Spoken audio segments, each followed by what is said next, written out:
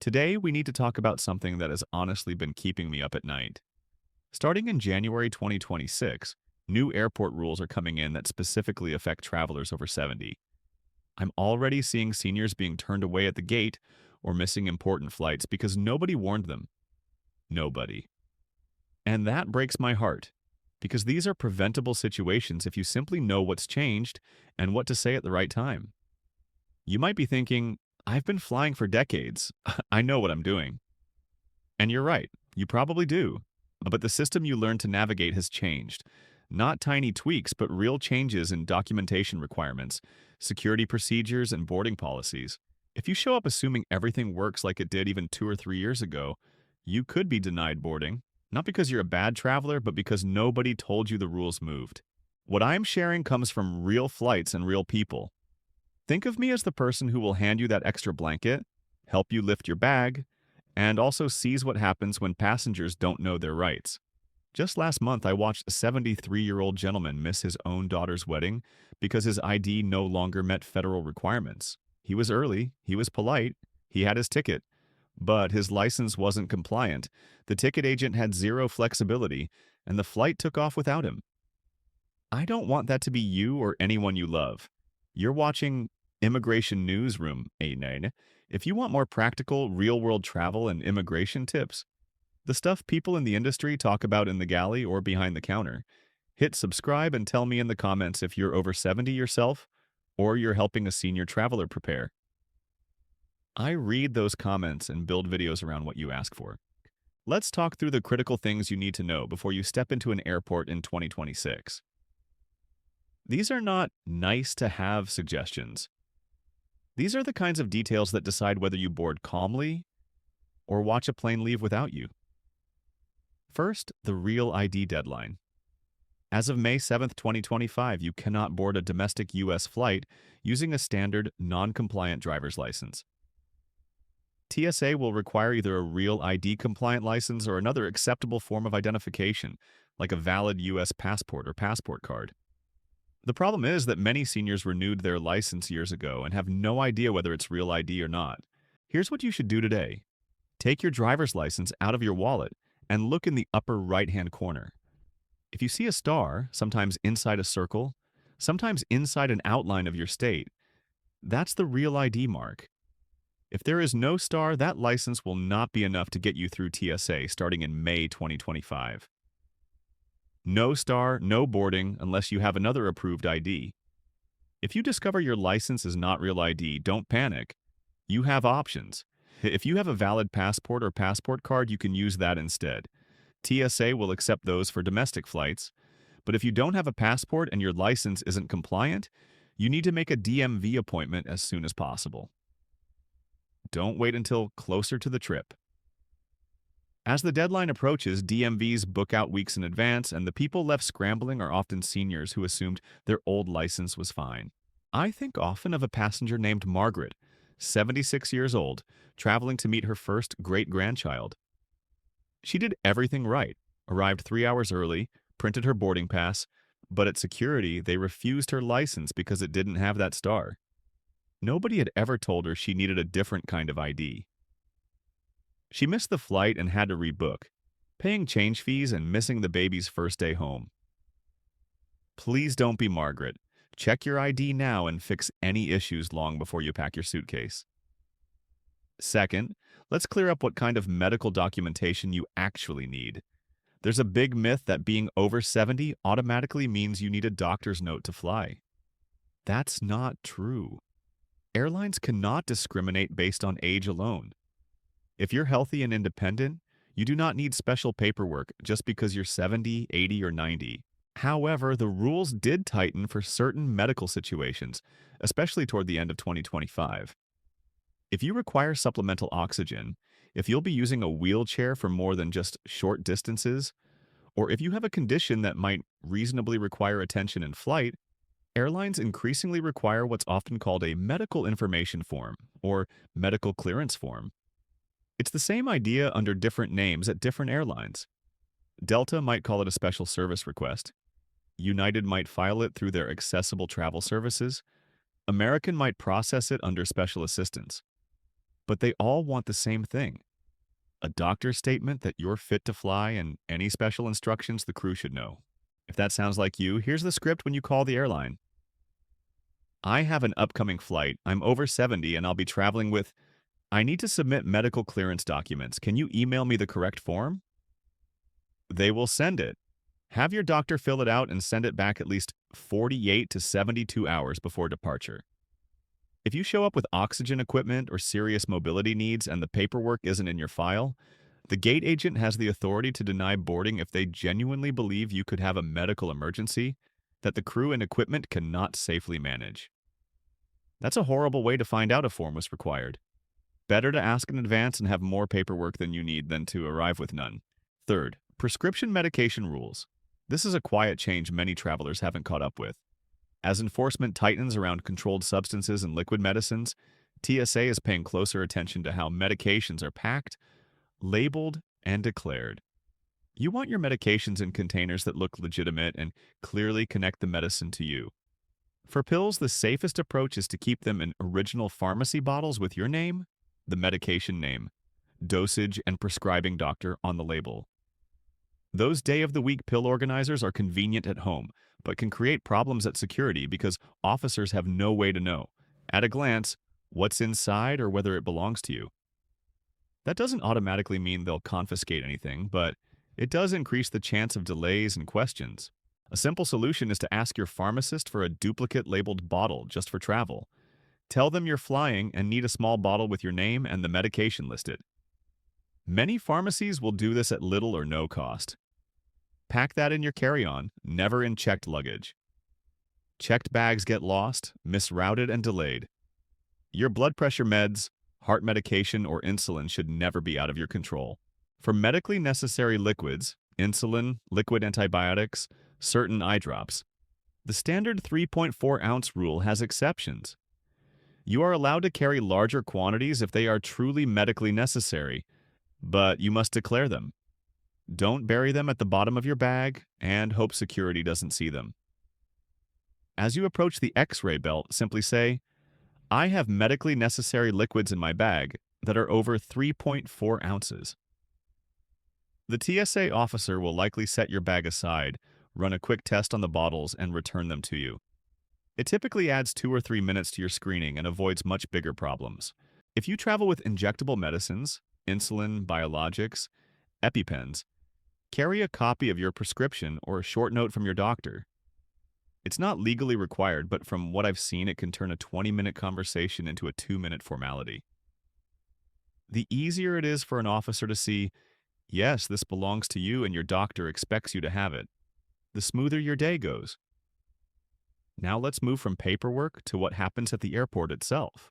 Security lines can be intimidating at any age, and they don't get easier with bad knees or a sore back. One of the few bright spots is that TSA has built in some accommodations for older travelers, and many people over 70 don't even know about them. If you're 75 or older, TSA allows you to keep your shoes and light jacket on even in the regular screening line. You don't have to pay for pre-check to get that. When you approach the officer who checks IDs, you can mention, I'm over 75. Do I keep my shoes on? They should direct you accordingly. You'll still need to remove metal objects and sometimes belts with large buckles, but not having to wrestle with shoes or boots is a big relief for many seniors. If you're between 70 and 75, or you just want a consistently easier experience no matter your age, consider TSA PreCheck. The fee may sound annoying up front, but broken down over 5 years, it's roughly the cost of one checked bag per year, and it can dramatically reduce your stress. You apply online, visit an enrollment center once, and then most of the time your boarding passes will show that magic TSA line. Shoes stay on, laptop stays in the bag, liquids can stay in your carry-on. It's calmer, shorter, and more predictable. One more insider detail. Many credit cards reimburse the pre-check fee. Cards like the Chase Sapphire Reserve, Capital One Venture, and several American Express cards will refund that enrollment cost automatically when you pay with them. It's worth logging into your card account or calling the number on the back before you pay cash. You might already have a benefit you're not using. Now, let's talk about your right to board early. Federal rules require airlines to offer pre-boarding to passengers who need extra time or assistance getting to and into their seats. That includes many seniors, whether or not you use a wheelchair. The problem is, airlines don't always announce this loudly and clearly, and many older travelers feel shy about asking, as if they're asking for a favor instead of exercising a right. From the crew side, I can tell you we want you to board early if you need more time. It's safer and calmer for you, and it's actually easier for us. It's much better to help you store your carry-on and settle into your seat when the aisle is empty than to juggle that in the middle of a crowded boarding line. You qualify for pre-boarding if you need extra time to walk down the jet bridge, if you have trouble lifting bags, if you use a mobility device, or if you simply know it takes you a bit longer to sit down and get settled. Age alone doesn't automatically trigger it, but functional needs do, and a lot of people over 70 absolutely qualify on that basis. At the gate, walk up to the agent before boarding begins and say, "I need a little extra time to board because of mobility, and I'd like to pre-board, please." That's enough. You don't need to list your medical history. You don't need to apologize. The agent will usually give you a pre-board slip or call you when it's time for pre-boarding, right after active duty military and families with very small children. There's no extra charge. This isn't an upgrade, it's an accessibility service. Along with early boarding, there are new screening procedures for mobility devices that can catch people off guard. If you travel with a cane, walker, wheelchair, or scooter, expect TSA to take a closer look. But remember, it's about security, not suspicion. When you reach the front of the line, tell the officer, "I use a mobility device and I need assistance through screening." They'll direct you either to a wider lane or to an area where they can safely screen you and your equipment. Your device may be swabbed for explosive residue or run through a dedicated scanner. If you are able to stand and walk a step or two, you may be asked to walk through the metal detector while they inspect the chair separately. If you cannot stand or walk safely, you have the right to remain seated during screening. The phrase to use is, "I need to remain seated for screening due to mobility limitations." TSA policy allows for that. If any officer seems unsure, you can calmly ask to speak with a supervisor. Supervisors are specifically trained on disability accommodations. If you use a collapsible walker or wheelchair, folding it before you get to the front of the line makes everything move faster because it can go through the X-ray machine more easily. Don't hesitate to ask for help folding or lifting. That's what we're there for. Another big area for seniors is wheelchair assistance throughout the airport. Many people wait until the day of travel to mention they'll need a wheelchair, and then they're surprised when no one is immediately available. Airlines don't typically have dozens of spare attendants just standing by. They contract out those services and staff according to advance requests. If you know walking long distances will be difficult, request wheelchair service when you book your ticket, or as soon as you realize you'll need it. Online, there's usually a section labeled Special Services or Accessibility Needs, where you can check a box for wheelchair assistance. If you're booking by phone, say, "I need wheelchair assistance from check-in to the gate and from the gate to baggage claim on arrival." Be clear whether you'll need help during connections as well. If your ticket is already booked and you forgot to request it, call the airline at least 48 hours before departure and ask them to add wheelchair assistance to your reservation. This doesn't cost extra. Under U.S. law, it's a free service. Many travelers choose to tip the attendants because they appreciate the help, but tipping is optional. And from the crew's perspective, we would much rather see you use a wheelchair than watch you struggle through a huge terminal, exhausted and unsteady, just to avoid being a bother. Not all disabilities are visible, and that brings us to another important point. Maybe you have severe arthritis, chronic pain, heart or breathing issues, anxiety in crowded spaces, early cognitive changes, or any number of conditions that make airports and airplanes genuinely challenging, even though you look fine on the outside. You are still entitled to reasonable accommodations. When you check in or arrive at the gate, you can say, "I have a disability that isn't obvious, and I need some specific assistance." Then explain what would actually help you. "I need extra time to board so I'm not rushed." Or, "I need to sit near the restroom because of a medical condition." Or, "I need help getting through security because I get overwhelmed in crowds." Airlines are required to provide accommodations that are reasonable, that don't fundamentally change the flight operation under the Air Carrier Access Act. Reasonable accommodations include pre-boarding, seat changes to be closer to the front or to the lavatory, help with directions and navigation, or an escort through security. What they generally won't allow is sitting in the exit row if you don't meet the physical requirements for operating the door, or bumping another paying passenger out of a specific seat they purchased unless there's a safety reason. The key is clear communication about what you actually need. If you travel with a spouse, adult child, or caregiver who helps you, you should also know that airlines are generally expected to seat you together when there's a disability or assistance need, even if that means adjusting seats at the gate. If a seating assignment has split you up, talk to the agent as early as possible and explain, I require assistance from my companion. We need to be seated together. In many cases, they can fix that without extra charges. For those of you using oxygen or sleep apnea machines, there are a few more things to consider. Portable oxygen concentrators must be models approved for airline use, and you usually need to notify the airline in advance and sometimes provide a doctor's statement. The airline may require that you bring more battery life than the scheduled flight time in case of delays. CPAP machines used for sleep generally count as medical devices and can be carried on in addition to your normal carry-on, but it's wise to keep them in a bag that clearly looks like medical equipment and to carry a copy of your prescription or a brief note from your doctor. Check with your airline ahead of time so you know exactly how they want those devices packed and labeled. Finally, think about your connections. Long walks between gates are hard on everyone. When you're over 70 and dealing with heavy carry-ons or health conditions, a tight connection can turn into a real safety risk. When you book, try to avoid extremely tight layovers. Give yourself extra time to get from one gate to another. If that isn't possible, use the meet and assist or wheelchair service option for the connection, so someone is there when you land to help you navigate to the next flight. If a delay threatens your connection, let a flight attendant know early. Sometimes we can alert the gate or help you rebook before you find yourself stranded. Let's pull everything together.